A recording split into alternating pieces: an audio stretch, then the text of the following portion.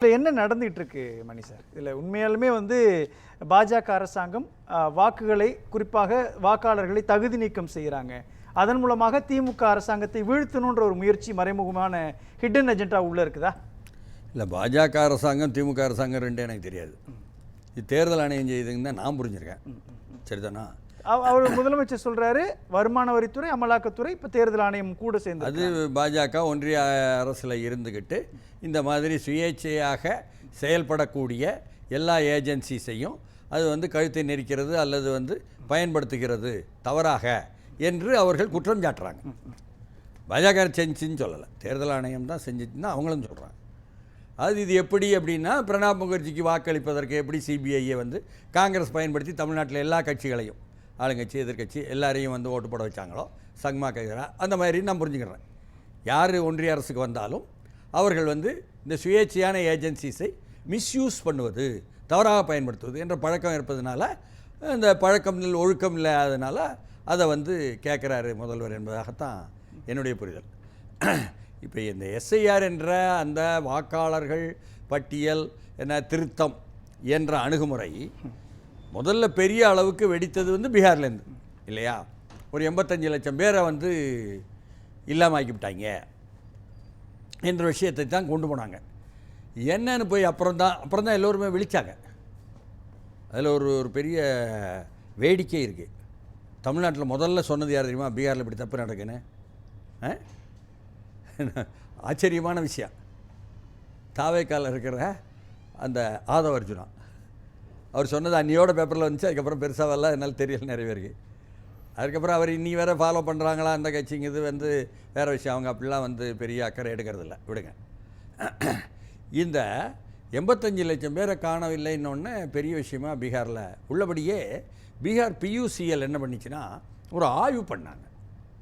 ஆய்வு பண்ணி என்னென்ன ரீதியில் காணவில்லை, இப்போது அவங்க கேட்குறாங்களே தமிழ்மணியா, அது மாதிரி என்னென்ன ரீதியில் காணவில்லை என்பதையெல்லாம் எந்தெந்த ஊரில் இந்த புள்ளி விவரமெல்லாம் எடுத்து ஒரு வழக்கு உள்ளபடியே உச்சநீதிமன்றத்தில் பியூசிஎல் போட்ட வழக்கு தான் அடிப்படையான வழக்கு.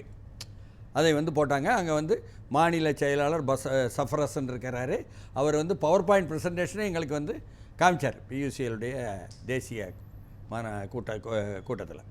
அதனால் அப்படி ஆழமான பிரச்சனை இருந்தது. சரி, என்ன தான் அவங்க கேட்டிருந்தாங்கன்னா, 2003ஆம் ஆண்டு நீங்கள் எந்த இடத்தில் இருந்தீர்கள்? அப்படி 2003ஆம் ஆண்டு இருக்கும் பொழுது அங்கே எப்படி வந்தீங்க? என்னென்னா, பீகாரை பொறுத்தவரை உள்ள நிலைமையை பேசுவோமே, நிறைய மைக்ரேஷனுங்க. அங்கே தலித் மக்கள் பொழப்புக்கு வழி இல்லாமல் இங்கே வர மைக்ரேஷன், பிசி அதேமாரி அங்கேருந்து மைக்ரேஷன், என்ன இடம்பெயர்தல், முஸ்லீம்கள் ட்ரேடிங் மற்றதுன்னு ஈடுபட்டாலும் அவர்களும் இடம்பெயர்தல். இப்படி இடம்பெயர்தல் இருப்பது இவர்களுக்கு வசதியாக போய்விட்டது. வசதியான பண்ணையார்த்தனமான பண்ணையார் சாதிகள் உட்கார்ந்துருப்பாங்கள்ல, அவர்கள் வலதுசாரி கட்சிகளுக்கு போடுவார்கள், மற்றவர்கள் எதிர்த்து போடுவார்கள் என்பதனால எங்களுடைய வாக்குகள் என்று காங்கிரஸோ ஆர்ஜேடியோ சிபிஎம்எல்லோ கிளைம் பண்ணுவதற்கான நியாயங்கள் இருந்தது. அதில் என்ன தமிழ்நாடு அதே மாதிரி இல்லைல்ல, யதார்த்த புறநிலை வேறு. அப்படி அவர்கள் சொல்லும் பொழுது என்னெல்லாம் கேட்டிருக்காங்கன்னு கேட்டால், நீங்கள் அப்பா காலத்தில் அவர் எங்கேருந்து வந்தார், எங்கே இருந்தார், இதையெல்லாம் கேட்குறாங்கும்பொழுது எல்லோருக்குமே பெரிய குழப்பம். குடியுரிமை திருத்த சட்டம், பூர்வீகம்லாம் எடுக்க முடியாத விஷயம்லாம் கேட்டிருக்கான். அதில் ஆதாரம் அவன் ஒரு நிபந்தனையாக வைக்கவே இல்லை. யார்? முதல்ல தேர்தல் ஆணையம் பீகாரில் கொடுத்த அந்த வழிகாட்டல் படிவத்தில். ஆனால் எல்லாம் இடையூறாக கேட்ட கேள்வியாக இருக்குது. அதெல்லாம் வச்சுக்கிட்டு உள்ளபடியே பாவப்பட்ட சனம் மட்டும் ஓட்டு போட முடியாதுன்னு ஆகும். அதனால அதில் ஒரு நியாயம் தமிழ்நாட்டுக்குள்ளே இந்த நியாயம் செல்லாக பீகாரில் முதலில் வந்த பொழுது நடந்த வரலாற்றை சொல்லிக் கொண்டிருக்கிறேன். நீங்கள் தமிழ்நாடுனா எனக்கு தமிழ்நாடு தெரியாது.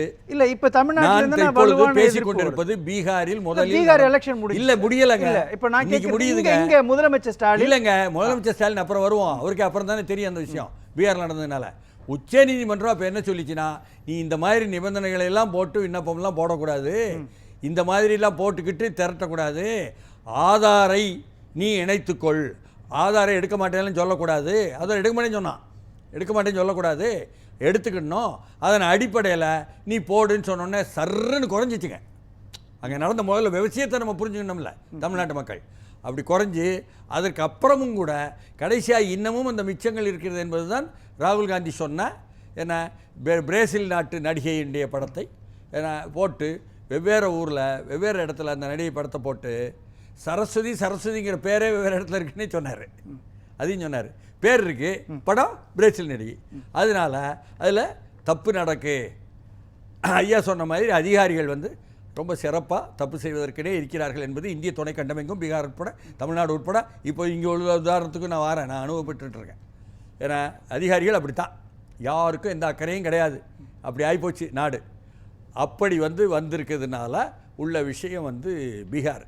அதிலேருந்து கற்றுக்கிட்ட அப்புறம் உச்சநீதிமன்றம் கடைசியாக கொடுத்த அந்த வழிகாட்டல் படி ஆதார எண்ணை மட்டும் சேருங்க, அப்புறம் மற்றதுன்ட்டு. ஆனால் அந்த ஃபார்மில் எல்லாமே இருக்குது. நீங்கள் 2002 எங்கே இருந்தீங்க, அதுக்கு முன்னாடி இருந்த ஃபார்ம் 2ல் இருக்கக்கூடிய கொஸ்டின்லாம் நிரப்பவே முடியாதுன்ற சூழல் இருக்கிறப்போ நீங்கள் சொல்கிற பீகாரினுடைய நிலைமை, பட்டியல் சமூகத்து மக்கள், இஸ்லாமியர்கள், சிறுபான்மையினர் குறிவைத்து அவங்களுடைய வாக்குரிமையை பறிக்கலாம் இல்லைங்க.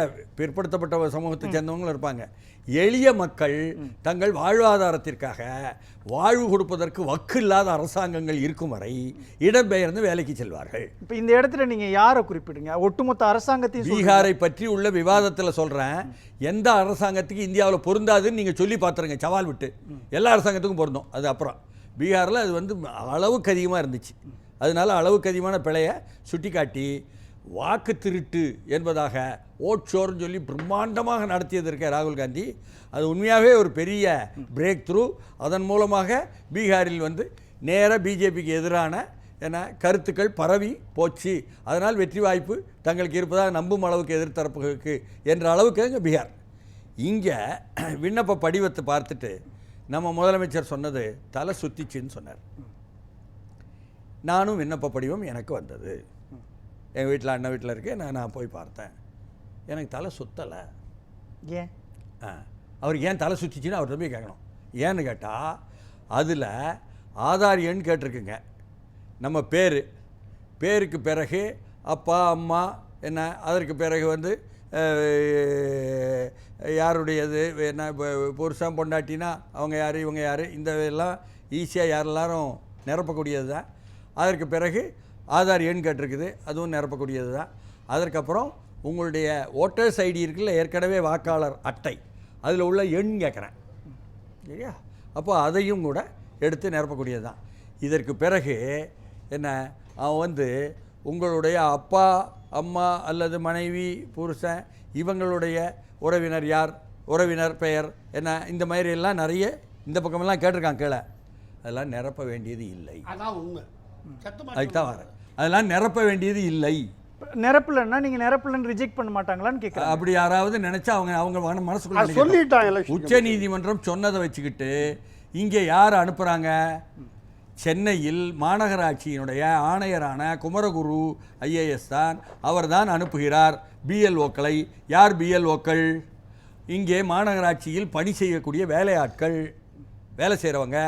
உடனே எப்படி வேலைக்கு வந்தாங்கன்னு கேட்டுறாங்க. அதுக்கப்புறம் 35 லட்சம் கொடுத்து வந்தாங்களா, அதனால 888 கோடி ரூபா ஊழல்னு சொல்லி ஒரு அமைச்சர் மேலே பிரச்சனை வந்திருக்கான்னு விவாதத்துக்கெல்லாம் நான் போல. ஆனால் அக்கறையற்றவர்களாக இருக்கிறார்கள். லஞ்சம் கொடுத்து வேலைக்கு வந்தவங்க எப்படி இருப்பாங்க?